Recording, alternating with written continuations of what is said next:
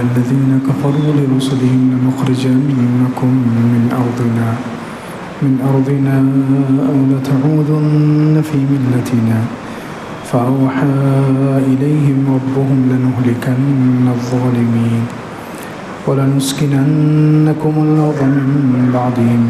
ذلك لمن خاف مقامي وخاف وعيد واستفتحوا وخاب كل جبار عنيد من ورائه جهنم ويسقى من ماء صديد يتجرعه ولا يكاد يسيغه ويأتيه الموت من كل مكان وما هو بميت ومن ورائه عذاب غليظ مثل الذين كفروا بربهم أعمالهم كرماد اشتدت به الريح في يوم عاصف لا يقدرون مما كسبوا على شيء ذلك هو الضلال البعيد ألم تر أن الله خلق السماوات والأرض بالحق إن يشأ يذهبكم ويأتي بخلق جديد وما ذلك على الله بعزيز۔ آج کا درس سورہ ابراہیم کی آیت نمبر 13 سے شروع ہو رہا ہے۔ اللہ تعالیٰ ارشاد فرماتے ہیں وقال الذين كفروا لرسلهم لنخرجنكم من أرضنا أو لتعودن في ملتنا، اور کافروں نے کہا اپنے رسولوں سے کہ ہم ضرور بالضرور تمہیں اپنی زمین سے نکال دیں گے یا تم ہمارے مذہب میں واپس آ جاؤ۔ فَأَوْحَى إِلَيْهِمْ رَبُّهُمْ لَنُهْلِكَنَّ الظَّالِمِينَ، تو ان کے رب نے ان کی طرف وحی بھیجی کہ ہم ضرور بالضرور ظالموں کو ہلاک کر دیں گے۔ یعنی دنیا میں ہمیشہ یہ طریقہ رہا ہے کہ جب بھی جس قوم میں انبیاء علیہم السلام نبی آتے تھے اپنی قوموں کو ڈراتے تھے، اپنی قوموں کو اللہ تعالیٰ کی طرف بلاتے تھے، اسلام اور صحیح دین ان کے سامنے پیش کرتے تھے، توحید وغیرہ پیش کرتے تھے،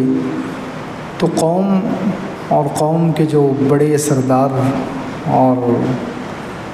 ظالم ہوا کرتے تھے وہ رسولوں سے کہتے تھے لَنُخْرِجَنَّكُم مِّنْ أَرْضِنَا، کہ ہم ضرور بالضرور تمہیں نکال دیں گے یا تم دوبارہ ہمارے مذہب میں واپس آ جاؤ۔ یعنی آج کل جو ہندوستان میں جو بات چلتی ہے کہ مسلمان یا تو قبرستان یا پاکستان، کہ مسلمان یہاں سے چلے جائیں یا دھرم پریورتن کر لیں، ہندو مذہب کو نعوذ باللہ اختیار کر لیں، تو یہ بات کوئی نئی نہیں ہے۔ ایسا نہیں ہے کہ اس زمانے کے ہی کافر ایسا کہتے ہیں، بلکہ ہر زمانے کے کافر اپنے زمانے کے اہل حق انبیاء علیہم السلام سے، نبیوں سے، رسولوں سے اور ان کی قوموں سے یہی کہا کرتے تھے جب وہ دیکھتے تھے کہ یہ اللہ کی طرف بلا رہے ہیں اور سچے دین سے پھر نہیں رہے ہیں، سچے دین سے مرتد نہیں ہو رہے ہیں، کتنا بھی ان کو مارا جائے، ستایا جائے، پریشر ڈالا جائے، دباؤ ڈالا جائے، یہ اپنے دین کو چھوڑنے کے لیے تیار نہیں ہیں، تو پھر وہ اس طریقے کی دھمکی دیتے تھے کہ ہماری زمین سے نکل جاؤ، ہمارے ملک سے نکل جاؤ یا ہمارے مذہب میں واپس آ جاؤ۔ حضرت شعیب علیہ السلام کے بارے میں ہے کہ ان کی قوم نے ان سے کہا تھا قال الملأ الذين كفروا من قومه لنخرجنك يا شعيب، 90 پارے کی پہلی آیت ہے کہ شعیب علیہ السلام کے قوم کے سرداروں نے کہا کہ ہم ضرور بالضرور تمہیں نکال دیں گے اے شعیب، لنخرجنك يا شعيب والذين آمنوا معك، اور تم پر جو ایمان لائے ہیں ان کو بھی نکال دیں گے من قریتنا، ہماری بستی سے، او لتعودن فی ملتنا، یا تم دوبارہ ہمارے مذہب میں واپس آ جاؤ، یہی بات ہے۔ اسی طرح حضرت لوط علیہ السلام کی قوم بھی کہتی تھی، حضرت لوط علیہ السلام جب اپنی قوم کو بلاتے تھے اللہ کی طرف، توحید کی طرف، اور وہ جو بدفعلی کرتے تھے، مرد سے اپنی خواہش پوری کرتے تھے، تو اس سے روکتے تھے حضرت لوط علیہ السلام۔ تو ان کی قوم بھی کرتی تھی اخرجو آل لوط من قریتکم، لوط علیہ السلام کے گھر والوں کو، ان کے ماننے والوں کو اپنی بستی سے نکال دو، انہم اناس یتطہرون، یہ تو بہت پاکیزہ لوگ ہیں، ہم گناہ گار ہیں، ہم حرام کام کرتے ہیں، شرک کرتے ہیں اور بدفعلی کرتے ہیں، لیکن یہ لوگ بہت پاک باز ہیں، اس لیے ایسے لوگوں کو ہماری بستی میں نہیں رہنا چاہیے، یہ کہہ کر وہ دھمکی دیتے تھے۔ کئی جگہ پر ہیں، دوسری جگہ ہے لئن لم تنتہی یا لوط لتکونن من المخرجین، اے لوط اگر تم اپنے اس دین سے، سچے دین سے اور اپنی اس دعوت سے باز نہیں آئے تو ہم ضرور بضرور تمہیں نکال دیں گے۔ تو یہ ہر زمانے کے ظالم اور کافر اور جابر لوگوں کا طریقہ رہا ہے کہ جب وہ دیکھتے ہیں کہ اہل حق اپنے دین پر جمے ہوئے ہیں، مسلمان اپنے دین پر جمے ہوئے ہیں، وہ کسی طریقے سے اپنے دین سے ہٹنے پر تیار نہیں ہیں، تو پھر وہ اس طریقے کی دھمکی دیتے تھے کہ ہماری بستی سے نکل جاؤ یا ہمارے دین میں واپس آ جاؤ، او لتعودن فی ملتنا۔ اب دیکھو نبیوں کو کہہ رہے ہیں کہ ہمارے مذہب میں واپس آ جاؤ۔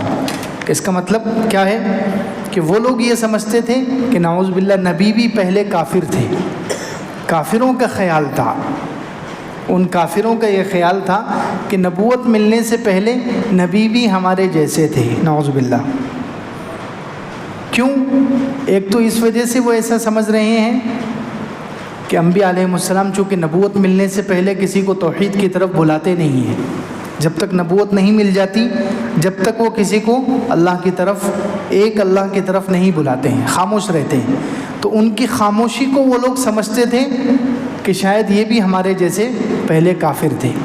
حالانکہ نبی کبھی بھی کفر نہیں کر سکتا، کوئی بھی نبی ہو، نبوت ملنے سے پہلے بھی کوئی نبی مشرک نہیں ہوتا، کافر نہیں ہوتا، وہ کسی مورتی کی پوجا، کسی غیر اللہ کی پوجا کر ہی نہیں سکتا ہے، وہ خاموش ہوتا ہے، اپنی اپنی عبادت، ایک اللہ کی ہی عبادت کرتے ہیں وہ نبوت ملنے سے پہلے بھی۔ لیکن ان لوگوں کو غلط فہمی کس وجہ سے ہوئی کہ وہ نبوت سے پہلے ایک اللہ کی طرف نہیں بلاتے تھے، تو اس وجہ سے وہ کہہ رہے ہیں کہ ہمارے مذہب میں واپس آ جاؤ۔ واپس کا جو لفظ استعمال کیا ہے وہ نبیوں کے لیے ایک تو اس وجہ سے استعمال کیا ہے کہ وہ نبوت سے پہلے دعوت نہیں دیتے تھے، ایک اللہ کی طرف بلاتے نہیں تھے، اس لیے۔ یا پھر بعض مفسرین کہتے ہیں کہ انہوں نے کہا کہ ہمارے مذہب میں واپس آ جاؤ، تو وہ لوگ یہ بات نبیوں سے نہیں کہہ رہے، نبیوں کے ماننے والوں سے کہہ رہے ہیں، کیونکہ نبیوں کے جو ماننے والے اکثر ہوا کرتے ہیں وہ پہلے اکثر باطل مذہب پر ہوتے ہیں، کفر اور شرک پر ہوتے ہیں۔ کچھ لوگ ہوتے ہیں جو اسلام سے پہلے بھی حق پر ہوتے ہیں، لیکن اکثر لوگ اسلام لانے سے پہلے کفر اور شرک پر ہی تھے، اس لیے انہوں نے نبیوں سے نہیں کہا، نبیوں کے ماننے والوں سے کہا کہ تم اپنے پرانے دین میں واپس آ جاؤ۔ فَأَوْحَىٰ إِلَيْهِمْ رَبُّهُمْ لَنُهْلِكَنَّ الظَّالِمِينَ، ان کے رب نے ان کی طرف وحی بھیجی کہ ہم ضرور بالضرور ظالموں کو ہلاک کر دیں گے۔ اللہ کی سنت ہے، اللہ کا قانون ہے کہ اللہ تعالیٰ ظالموں کو زیادہ مہلت نہیں دیتے، ظالموں کو ضرور ہلاک کرتے ہیں۔ ظلم اللہ تعالیٰ کو پسند نہیں۔ اللہ تعالیٰ نے فرمایا حدیث قدسی میں، یا عبادی انی حرمت الظلم علی نفسی وجعلته محرما بینکم فلا تظالموا، اے میرے بندو میں نے ظلم کو اپنے اوپر بھی حرام کر دیا ہے اور تمہارے درمیان بھی آپس میں حرام کر دیا ہے، لہٰذا ایک دوسرے پر ظلم مت کرو۔ ظلم اللہ تعالیٰ کو پسند نہیں ہے۔ ظالم کے بارے میں بہت ساری وعیدیں اللہ تعالیٰ نے قرآن میں سنائی ہیں کہ ظالم کو اللہ پسند نہیں کرتے۔ جو ظالم کسی بھی قسم کا ظلم کرے گا، بڑا ظلم کرے یا چھوٹا ظلم کرے، بڑا ظلم کرے یا چھوٹا ظلم کرے، ظلم اللہ تعالیٰ کو پسند نہیں ہے، ظالم اللہ تعالیٰ کو پسند نہیں ہے۔ انہ لا یحب الظالمین، اللہ تعالیٰ ظالموں کو پسند نہیں کرتا، ظالموں سے محبت نہیں کرتا۔ اسی طرح ظالموں پر اللہ کی لعنت، الا لعنت اللہ علی الظالمین۔ پھر یہاں فرمایا کہ ظالموں کو ضرور بالضرور اللہ تعالیٰ ہلاک کر دیتا ہے۔ پھر ایک جگہ فرمایا کہ ظالموں کو اللہ تعالیٰ ہدایت ہی نہیں دیتا، ان اللہ لا یہدی القوم الظالمین، جو ظالم ہو اللہ تعالیٰ اس کو صحیح راستے پر نہیں چلائیں گے کبھی بھی۔ اگر وہ توبہ کر لیتا ہے تو ٹھیک ہے، اگر وہ ظلم سے توبہ کر لیں تو ٹھیک ہے، اگر وہ ظلم سے توبہ نہیں کرتا تو اللہ تعالیٰ ظالم کو ہدایت نہیں دیتا، سیدھا راستہ اس کو نظر نہیں آئے گا، اس پر چلنے کی توفیق نہیں ملے گی ظالم کو۔ کوئی بھی اپنی بیوی پر ظلم کر رہا ہے، پڑوسی پر کر رہا ہے، کسی مسلمان پر کر رہا ہے، کسی کافر پر کر رہا ہے، کوئی بھی ظالم ہو، کسی بھی طریقے کا ظلم کر رہا ہو، اس کے ساتھ یہ کام ہوتا ہے کہ اس پر اللہ کی لعنت برستی ہے، اللہ کی لعنت برستی ہے، اللہ تعالیٰ اس کو ہلاک کر دیتے ہیں، اس کو ہدایت نہیں دیتے، اللہ تعالیٰ اس کو پسند نہیں کرتے، اسی طرح اس کو کامیابی نہیں دیتے۔ انہ لا یفلح الظالمون، یہ بھی ہے، یہ پانچویں وعید ہے کہ ظالموں کو اللہ تعالیٰ کامیاب نہیں، کسی بھی قسم کی کامیابی نہیں ملے گی ظالموں کو۔ تو ظلم بڑا خطرناک ہے، ہر چھوٹے بڑے ظلم سے توبہ کرنی چاہیے، اپنے آپ کو بچانا چاہیے، کیونکہ ظلم اتنا خطرناک فعل ہے کہ قرآن میں اس کے بارے میں اتنی ساری چیزیں ہیں کہ اللہ تعالیٰ ایسے ظالموں کو ہدایت نہیں دیتا، ان کو پسند نہیں کرتا، اللہ تعالیٰ ان کو ہلاک کر دیتا ہے، اللہ تعالیٰ ان کو کوئی بھی کامیابی نہیں دیتا۔ دنیا میں دیکھ لو کتنے ظالموں کا کیسے کیسے بڑے بڑے ظالم گزرے، طاقتور، کتنا برا انجام ہوا ہے۔ فرعون کا انجام دیکھ لو، نمرود کا انجام دیکھ لو، ظالم تھے فرعون نے، کتنے ہزاروں کو ظلم سے ہزاروں بچوں کو ذبح کر دیا بنی اسرائیل کے، کتنا بڑا ظالم انسان تھا وہ، تو کیا انجام ہوا اس کا؟ اللہ تعالیٰ نے کیسے پانی میں ڈبا کر غرق کر کے اللہ تعالیٰ نے اس کو ہلاک کر دیا۔ ظالموں کا انجام اچھا نہیں ہوتا۔ قرآن میں جگہ جگہ کتنے بڑے بڑے ظالموں کا اللہ تعالیٰ نے قصہ بیان کیا ہے، پرانی قوموں کا، قوم سمود، قوم عاد، شداد ہے، نمرود ہے، ایسے بادشاہ ہیں، طاقتور بادشاہ گزرے ہیں، لیکن ظلم کیا تو برباد ہو گئے۔ اور ہم دیکھتے ہیں مسلمانوں میں بھی جنہوں نے ظلم کیا ہے، حجاج ابن یوسف ایک شخص تھا، اس نے ظلم کیا ہے، 1 لاکھ سے زیادہ لوگوں کو بے قصور قتل کیا، تو کیسا وہ سڑ سڑ کے مرا ہے۔ تو جو ظالم ہوگا اس کو ضرور اپنے انجام تک اللہ تعالیٰ پہنچا دے۔ حضرت عثمان رضی اللہ عنہ کو جنہوں نے قتل کیا، حضرت عثمان رضی اللہ عنہ کو جنہوں نے قتل کیا ہے، جو یہودی تھے، سبائی تھے، یا کچھ منافق تھے، یا کچھ مسلمان بھی باتوں میں آ گئے تھے، تو جتنے لوگ حضرت عثمان رضی اللہ عنہ کو شہید کرنے والے تھے، ظاہر سی بات ہے حضرت عثمان رضی اللہ عنہ تیسرے خلیفہ ہیں، حضور صلی اللہ علیہ وسلم کے بعد ہمارے اس امت کے تیسرے خلیفہ ہیں وہ، اور حضور صلی اللہ علیہ وسلم کے دوہرے داماد ہیں، ذو النورین، 2 بیٹیاں حضور صلی اللہ علیہ وسلم نے اپنی ان کے نکاح میں دی ہے، اتنے پیارے، اتنے اونچے درجے کے صحابی ہیں وہ، تیسرے نمبر اس امت میں تیسرے نمبر پر ان کا مقام اور مرتبہ ہے۔ لیکن کچھ لوگوں نے یہودیوں کی باتوں میں، کچھ یہودی بھی تھے اس میں، بہت سارے منافق بھی تھے، اور کچھ مسلمان بہکاوے میں آ گئے تھے، تو جتنے لوگوں نے ان کو شہید کیا ہے، ان کی شہادت میں حصہ لیا ہے، تاریخ میں پڑھی ہے، سب کو اللہ تعالیٰ نے بہت خطرناک موت دی ہے، تڑپ تڑپ کے کسی کو مارا گیا، کسی کو جلایا گیا، کسی کا ایک ایک عزو کا اللہ تعالیٰ نے ان پر دوسرے لوگوں کو مسلط کیا، کیونکہ انہوں نے حضرت عثمان جیسی شخصیت پر، اتنی پاک باز، اتنی اچھی شخصیت پر ظلم کیا تھا، اور ظلم کر کے ان کو شہید کیا تھا، تو تڑپا تڑپا کے اللہ تعالیٰ نے ان کو موت دی ہے، ان پر دوسرے لوگوں کو مسلط کیا، انہوں نے بہت برا انجام کیا ہے ان کا۔ اسی طرح حضرت حسین، حضرت سیدنا حسین رضی اللہ عنہ جو حضور صلی اللہ علیہ وسلم کے نواسے ہیں، ان کے شہادت میں جتنے لوگ شریک تھے، جتنے لوگوں نے حصہ لیا ہے، اللہ تعالیٰ نے ان سب کو بھی خطرناک موت دی ہے، ان پر بھی ظالم دوسرے بادشاہ دوسرے طاقتور لوگ مسلط ہوئے، اور ایک ایک کا انجام بڑا خطرناک ہوا ہے، ایک ایک کو تڑپا تڑپا کر مارا گیا ہے، بہت بری موت۔ تو جو بھی ظالم ہوتا ہے کبھی بخشا نہیں جاتا، اللہ رب العزت کا کوڑا اس پر برستا ہے عذاب کا، اور وہ اپنے انجام کو پہنچتا ہے۔ تو اللہ تعالیٰ نے نبیوں کی طرف وحی بھیجی، فَأَوْحَىٰ إِلَيْهِمْ رَبُّهُمْ، ان کے رب نے ان کی طرف وحی بھیجی، لَنُهْلِكَنَّ الظَّالِمِينَ، ہم ضرور بالضرور ظالموں کو ہلاک کریں گے، ظالموں کو ضرور بالضرور ہلاک کریں گے۔ دیکھو کافروں کو نہیں کہا، یہاں پر لفظ کافروں کا نہیں ہے کہ ہم کافروں کو ہلاک کریں گے،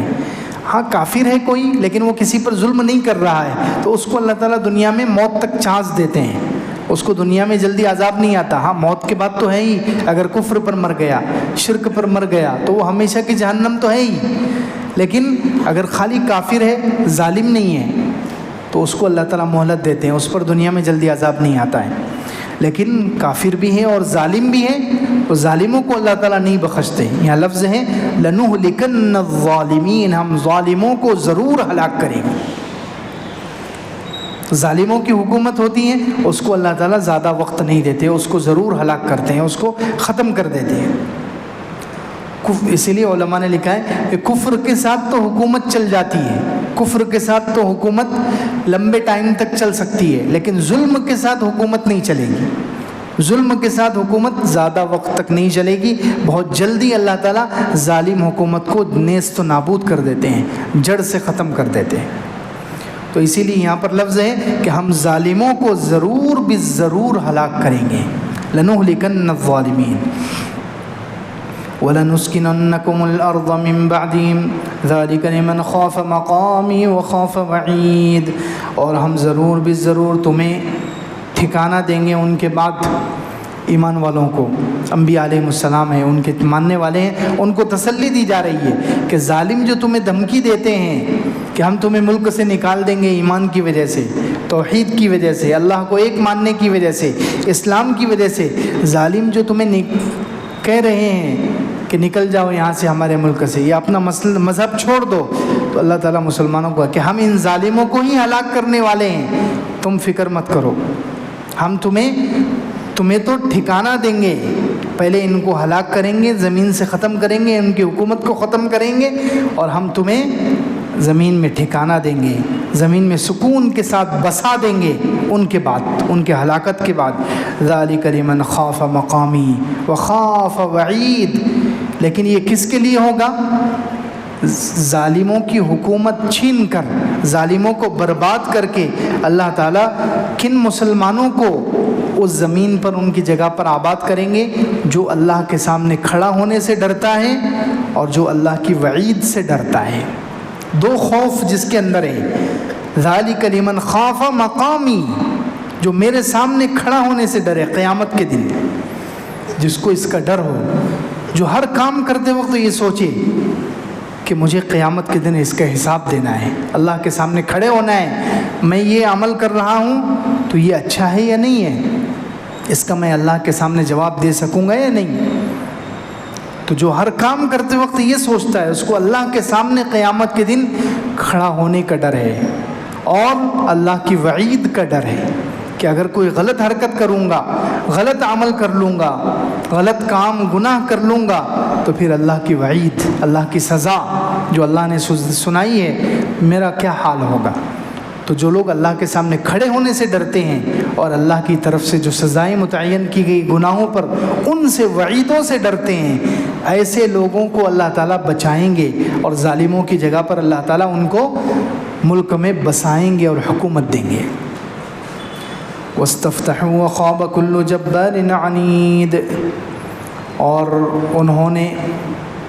کامیابی مانگی، فتح مانگی، اللہ سے دعا کی۔ یا تو یہ نبیوں کے بارے میں ہے، یا تو یہ نبیوں کے بارے میں ہے۔ بعض مفسرین کہتے ہیں کہ نبیوں نے جب اپنے قوم کو اللہ کی طرف بلایا، قوم ماننے کو تیار نہیں ہوئی، قوم ماننے کو تیار نہیں ہوئی، اور قوم ستاتی رہی، حتیٰ کہ نبی ان سے تنگ آ گئے، نبی پریشان ہو گئے، اتنا انہوں نے ستایا، اتنا نبیوں کے ساتھ انہوں نے برا سلوک کیا۔ تو پھر آخر میں نبی کیا کرتے ہیں؟ اپنی قوم کے خلاف بد دعا کرتے ہیں، اللہ کی مدد مانگتے ہیں۔ وَاسْتَفْتَحُوا، تو نبیوں نے مدد مانگی، نبیوں نے کامیابی مانگی کہ اللہ بس ان ظالموں کو اب ختم کر دے۔ جیسے حضرت نوح علیہ السلام کے بارے میں ہے کہ جب حضرت نوح علیہ السلام 950 سال تک اللہ کی طرف بلاتے رہے، 950 سال تک سمجھاتے رہے، لیکن قوم نے سمجھا نہیں۔ 950 سال کتنا لمبا زمانہ ہے، اندازہ تو لگائیے۔ ہم تو 9 دن بھی مشکل ہو جاتا ہے کسی کو سمجھانا، ہمارے لیے تو 9 دن بھی کسی کو سمجھانا لگاتار مشکل ہو جاتا ہے، 9 مرتبہ سمجھانا مشکل ہو جاتا ہے۔ 950 سال کتنی مرتبہ انہوں نے سمجھایا ہوگا، لیکن جب دیکھا ہے کہ اب یہ قوم سمجھ ہی نہیں رہی تو پھر انہوں نے اللہ تعالیٰ سے دعا کی، قال رب انصرنی علی القوم المفسدین۔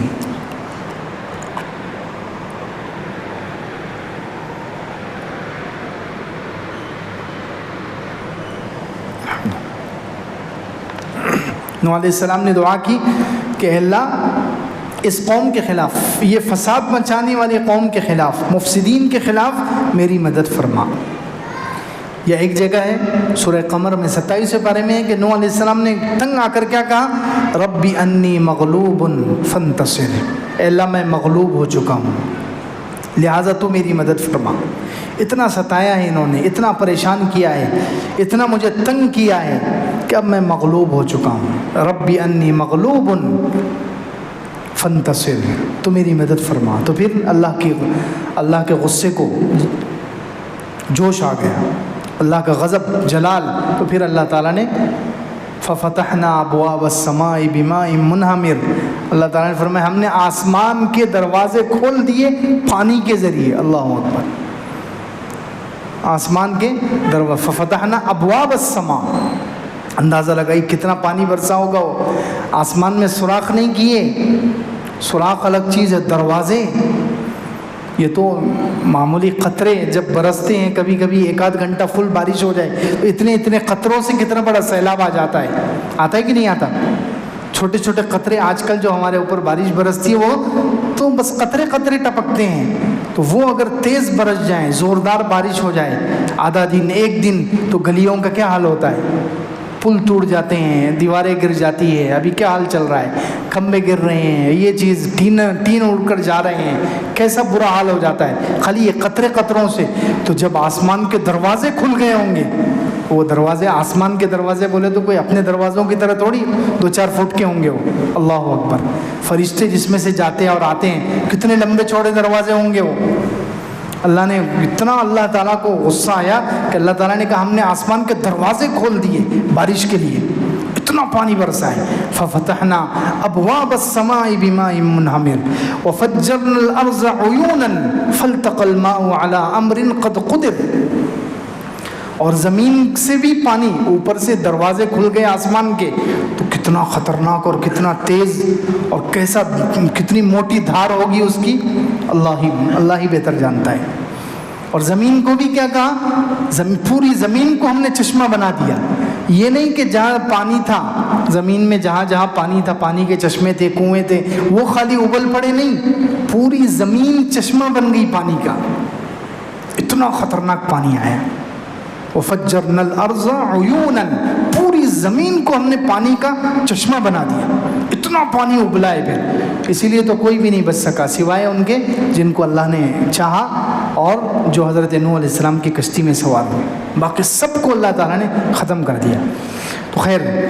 نبیوں نے دعا مانگی اپنی قوموں کے خلاف، جب وہ تنگ آ گئے، عاجز ہو گئے، تو پھر نبیوں نے اپنی واستفتحوا، انہوں نے فتح مانگی، اللہ سے کامیابی مانگی کہ اللہ اب ہمیں کامیاب کر دے اور اس قوم کو ناکام کر دے۔ وہ نبی کرتے تھے، حضرت نوح علیہ السلام نے کیا۔ پھر دوسرے بہت سارے انبیاء علیہ السلام کے بارے میں بھی ہے کہ جب وہ تنگ آتے تھے تو وہ دعا کرتے تھے۔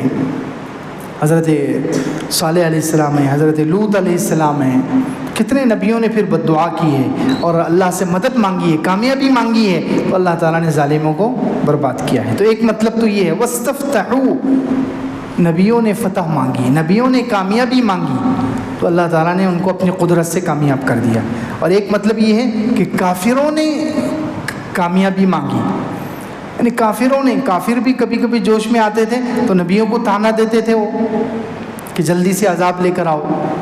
پہلے گزر چکا ہے کئی جگہ پر، نوح علیہ السلام کے قوم کے لوگ، خود مکہ کے جو مشرک تھے وہ حضور صلی اللہ علیہ وسلم سے کہتے تھے کہ اگر تم حق پر ہیں تو اللہ سے کہو اسقط علینا کسفا من السماء اذ قالوا اللہم، کہتے تھے کہ اے اللہ اگر یہ حق ہے تو ہمارے اوپر پتھر برسا دے۔ اس طریقے وہ لوگ خود کامیابی مانگتے تھے کہ فیصلہ کر دے، یہ نبی اگر حق ہے تو یہ بچ جائے اور ہم پر عذاب آ جائے، اور ہم حق پر ہیں تو ان پر عذاب آ جائے۔ اس طریقے سے وہ لوگ کبھی کبھی جوش میں آ کر کافر بھی اللہ سے فیصلہ مانگتے تھے، حق کامیابی مانگتے تھے کہ اب ہمیں کامیابی دکھا دے، کون ہم دونوں میں سے کامیاب ہے یہ دکھا دے۔ یہ کافر بھی مانگتے تھے یا نبی بھی مانگتے تھے، دونوں طرح کی تفسیر ہے۔ واستفتحوا، انہوں نے کامیابی چاہی۔ وخاب کل جبار عنید، نامراد ہو گیا، ناکام ہو گیا ہر سرکش اور ظالم جابر انسان۔ جو بھی جس نبی کی قوم میں بھی جابر لوگ تھے، اللہ کے حکم کے مقابلے میں اکڑنے والے، جابر اس کو کہتے ہیں۔ جابر کس کو کہتے ہیں؟ اللہ کا حکم سامنے آ گیا، اللہ کے حکم کو جانتے ہوئے تکبر کی وجہ سے چھوڑ دینا، اس کو کہتے ہیں جابر۔ اور عنید سرکش، جو بھی جابر تھے، آج کل اللہ معاف کرے مسلمانوں میں بھی ایسے جابر ہیں، مسلمانوں میں بھی ایسے جابر ہیں جو جان بوجھ کر سینہ تان کر نعوذ باللہ اللہ کا حکم چھوڑ دیتے ہیں، سینہ تان کر، معلوم ہے اللہ کا حکم ہے لیکن اس کو جابر اس کو کہتے ہیں، جو جان بوجھ کر اکڑ تکبر کی وجہ سے اللہ کے حکم کو ٹھکرا دے نعوذ باللہ، معلوم ہے لیکن جان بوجھ کر تکبر کی وجہ سے بس نماز نہ پڑھے، یہ نہ کرے، کسی کو ستانے سے ظلم سے باز نہ آئے، اس کو سمجھایا جائے کہ تم یہ غلط کر رہے ہو تو وہ اور سینہ تان کر کرے، کرو کیا کر سکتے ہو، میں تو یہی کروں گا، ہے نا ایسے لوگ مسلمانوں میں بھی، کہ جو جان بوجھ کر بس اپنی انا کی وجہ سے، اپنے تکبر کی وجہ سے وہ اللہ کے حکموں کو ٹھکرا دیتے ہیں نعوذ باللہ، اس کو کہتے ہیں جابر۔ تو اللہ تعالیٰ نے فرمایا ایسے جابر کامیاب نہیں ہوتے، نامراد ہو جاتے ہیں، جو اللہ کے حکم کو ٹھکرا دے تکبر کی وجہ سے، اپنی انا کی وجہ سے، سرکشی کی وجہ سے، جو لوگ اللہ کے احکامات کو ٹھکراتے ہیں ویسے ناکام ہو جاتے ہیں۔ وخاب کل جبار عنید، نامراد ہوا، ناکام ہوا ہر وہ شخص جو جبار تھا، یعنی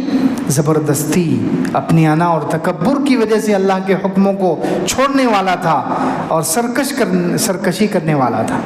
لیکن ان کا انجام کتنا خطرناک ہے، فرمایا من ورائہ جہنم ویسقا من ماء صدید، ایسے لوگ جب مرتے ہیں تو ان کے آگے جہنم ہوتی ہے، ان کے آگے کیا ہوتی ہے؟ جہنم۔ من ورائہ جہنم، ان کے سامنے جہنم ہوتی ہے، جان بوجھ کر تکبر کی وجہ سے اور سرکشی کی وجہ سے جو اللہ کے حکم کو چھوڑ دیتے ہیں ان کے سامنے جہنم ہوتی ہے۔ وَيُسْقَى مِن مَّاءٍ صَدِيدٍ، اور جب جہنم میں جائیں گے تو ان کا شربت کیا ہوگا، کیا پلایا جائے گا ان کو؟ انہیں پلایا جائے گا ایسے پانی سے جو صدید، پیپ والا پانی ہے، تو جہنمیوں کے زخموں سے جو پیپ نکل کر آتا ہے، ایک تو پیپ خود کتنا گندا ہے، خون اور پیپ انسان دیکھنا پسند نہیں کرتا، اس کو پسند کرتا ہے، اپنا خون اور پیپ بھی نکلے تو انسان دیکھنا پسند نہیں کرتا، اس کو اندر سے گھن آتی ہے، کراہت ہوتی ہے، اس کو برا لگتا ہے۔ تو یہ تو دوسرے جہنمیوں کا پیپ بہہ کر آئے گا، وہ ان کو پینے کے لیے دیا جائے گا، اللہ کی پناہ۔ یسقا من ماء صدید، اور وہ بھی گرم ہوگا، وہ ایک تو خون اور پیپ ہوگا وہ، اور دوسرے گرم ہوگا۔ وَيُسْقَى مِن مَّاءٍ صَدِيدٍ، انہیں پلایا جائے گا ایسا پانی جو خون اور پیپس کی طرح ہے، وہ نکل کر زخموں سے نکل کر آ رہا ہوگا، اتنا گرم ہوگا اور اتنا ناپسندیدہ ہوگا۔ يَتَجَرَّعُهُ، جہنمی اس کو گھوٹ گھوٹ کر کے پیے گا۔ وَلَا يَكَادُ يُسِيغُهُ، خوشی سے اس کو نگل نہیں سکے گا۔ اللہ کی پناہ، اللہ ہم سب کی حفاظت فرمائے، اللہ پوری امت کی، ہمارے گھر والوں کی، سب کی حفاظت فرمائے۔ تو ایسا پانی ہوگا کہ وہ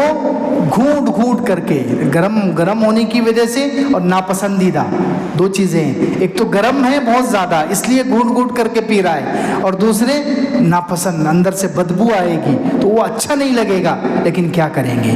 يَتَجَرَّعُهُ وَلَا يَكَادُ يُسِيغُهُ، اس کو خوشی سے وہ پی نہیں، نگل نہیں سکے گا شوق سے۔ دنیا میں جیسے چائے، شربت، کافی، فالودہ اور جو اچھی اچھی چیزیں انسان خوشی سے، شوق کہتے ہیں خوشی سے پینا، مزے کے لیے پینا، لیکن یہاں لفظ ہے جہاں لا يَكَادُ يُسِيغُهُ، وہ اس کو مزے سے نہیں پی سکے گا، مجبوری میں، ایک تو واپس بھی نہیں کر سکتا کیونکہ پیاس لگی ہوئی ہے، قتادہ، حضرت قتادہ ایک مفسر گزرے ہیں، حضرت قتادہ ابن دعامہ السدوسی، وہ فرماتے ہیں اس آیت کی تفسیر میں کہ اے لوگوں، یہ کتنا خطرناک پانی ہے، کتنا خطرناک مشروب ہے، حل لکم بہذا، کیا تمہارے اندر اس کو رد کرنے کی طاقت ہے کہ تم اس کو واپس کر دو کہ ہمیں نہیں پینا ہے؟ جہنم میں کوئی ایسا اتنی طاقت ہوگی کسی کے پاس، کسی جہنمی کے پاس، کہ اس کو واپس کر دے؟ وہ دنیا میں چائے اچھی نہیں ہے انسان واپس کر دیتا ہے، انسان اس کو باتیں سنانا شروع کر دیتا ہے، ہوٹل والے کو گالیاں دینا شروع کر دیتا ہے، وہاں واپس نہیں کرتے، اتنی طاقت نہیں رہے ہوگی۔ حل لکم علی ھذا یدان، حل لکم بہ یدان، کیا تمہارے اندر اتنی طاقت ہوگی کہ تم اسے واپس کر سکو؟ ام لکم علیہ صبر، یا تمہارے اندر صبر ہوگا کہ تم پی سکو؟ نہ واپس کر سکے گا، اتنی طاقت نہیں ہے، اور نہ پی سکے گا جلدی جلدی، کیونکہ وہ بدبودار ہوگا اور بڑا گرم اور کھولتا ہوا اور بڑا خطرناک ہوگا۔ اس لیے حضرت قتادہ نے یہاں پر بڑی عجیب بات کہی ہے، بہت عجیب جملہ کہا ہے انہوں نے کہا طاعت اللہ اہون علی ھذا یا قوم، اے مسلمانوں، اے لوگوں، اے اللہ کے بندو، اللہ کی اطاعت اس سے زیادہ آسان ہے۔ اللہ اکبر۔ اللہ کی اطاعت دنیا میں مشکل لگتی ہے نا، ہمیں فجر میں اٹھنا ہے، نگاہوں کو جھکانا ہے، حرام سے بچنا ہے، یہ مشکل کام ہے، لیکن اتنا مشکل نہیں ہے جتنا یہ جہنم کا پانی پینا مشکل ہے۔ اس سے تو بہت آسان ہے، فجر میں اٹھ جانا، اللہ کے احکامات پر چل لینا، اللہ کے احکامات کو مان لینا، اتنا تو مشکل نہیں ہے جتنا یہ جہنم کا پیپ پینا مشکل ہے۔ طاعت اللہ اہون علی ھذا یا قوم، اے قوم، اے لوگو، اے مسلمانوں، اے اللہ کے بندو، اللہ کی اطاعت اس سے تو آسان ہے، اس جہنمی پانی سے اور اس جہنمی شربت سے تو اللہ کی اطاعت بہت آسان ہے، تو اس لیے اللہ کی اطاعت کر لو، کہیں ایسا نہ ہو کہ گناہوں کی وجہ سے یہ پانی پینا پڑے۔ اللہ حفاظت فرمائے۔ تو فرمایا یتجرعہ ولا یکاد یسیغہ، گھونٹ گھونٹ کر کے پیے گا، ولا یکاد یسیغہ، خوشی سے اس کو نگل نہیں سکے گا، ویأتیہ الموت من کل مکان، ہر طرف سے موت نظر آئے گی، یعنی ایسے الگ الگ عذاب، اتنے خطرناک عذاب ہوں گے کہ دنیا میں اگر ویسے کوئی تکلیف انسان کو ہو تو فوراً انسان مر جائے۔ دنیا میں اگر اس قسم کی تکلیف ہو، دنیا میں اگر آگ میں ڈالا جائے، یا دنیا کا کوئی سانپ کاٹے، دنیا کا کوئی بچھو ڈس لے، دنیا میں ایسا گرم خطرناک یا گرم کھولتا ہوا پانی پینے کو ملے، تو دنیا میں تو یہ چیزیں، یہ عذابات ایسے ہیں کہ ان کی وجہ سے انسان کو موت آ سکتی ہے، لیکن وہاں پر وما ہوا بمیت، لگے گا ایسا، ہر نئے قسم کے عذاب کو چکھنے کی وجہ سے، ہر نئے قسم کے عذاب کی وجہ سے جہنمی کو لگے گا کہ میں اب مر جاؤں، میں اب مر جاؤں، میں اب مر جاؤں، موت کے قریب جائے گا، لیکن وما ہوا بمیت، مرے گا نہیں، مرے گا نہیں، مرے گا نہیں، عذاب میں بس تڑپتا رہے گا، مچلتا رہے گا، سہتا رہے گا۔ اور آگے اور خطرناک بات ہے، وَمِن وَرَائِهِ عَذَابٌ غَلِيظٌ، اور ان کے سامنے اور بھی بڑا سخت عذاب ہوگا۔ یہاں علامہ شبیر احمد عثمانی رحمۃ اللہ علیہ یا علامہ سرفراز خان صفدر رحمۃ اللہ علیہ لکھتے ہیں کہ اس کا کیا مطلب ہے کہ ان کے سامنے اور بھی بڑا عذاب ہوگا، سخت قسم کا عذاب۔ وہ کہتے ہیں کہ یہ سخت قسم کے عذاب سے مراد یہ ہے کہ بدل بدل کر اللہ تعالیٰ ان کو عذاب دیں گے دنیا میں۔ کیوں بدل جہنمیوں کو اللہ تعالیٰ بدل بدل کر، کبھی پانی کا، کبھی ٹھنڈک کا، کبھی گرمی کا، کبھی سانپ کا، کبھی بچھوؤں کا، کبھی اور طرح کا الگ الگ عذاب دیا جائے گا، تاکہ ایک قسم کا عذاب دینے کی وجہ سے کہیں انسان کو عادت نہ پڑ جائے۔ اللہ اکبر۔ دنیا میں بعض مرتبہ انسان تکلیف، ایک قسم کی تکلیف جھیلتا رہتا ہے تو اس کی عادت پڑ جاتی ہے، پھر وہ تکلیف اس کے لیے آسان ہو جاتی ہے، وہ تکلیف اس کے لیے ہوتا ہی نہیں ہوتا۔ ایک قسم کی تکلیف اگر روز جھیلے گا وہ تو اس کو عادت ہو جاتی ہے، عادت کی وجہ سے وہ چیز بعد میں آسان ہو جاتی ہے، لیکن جہنم میں ایسا نہیں ہوگا۔ وَمِن وَرَائِهِ عَذَابٌ غَلِيظٌ، سخت عذاب، بدل بدل کر عذاب دیا جائے گا تاکہ عادت نہ ہو، اور عادت ہونے کی وجہ سے کہیں انسانوں کے لیے عذاب آسان نہ ہو جائے، ہلکا نہ ہو جائے، اس لیے بدل بدل کے عجیب عجیب قسم کے عذاب دیے جائیں گے۔ اللہ ہم سب کی حفاظت فرمائے۔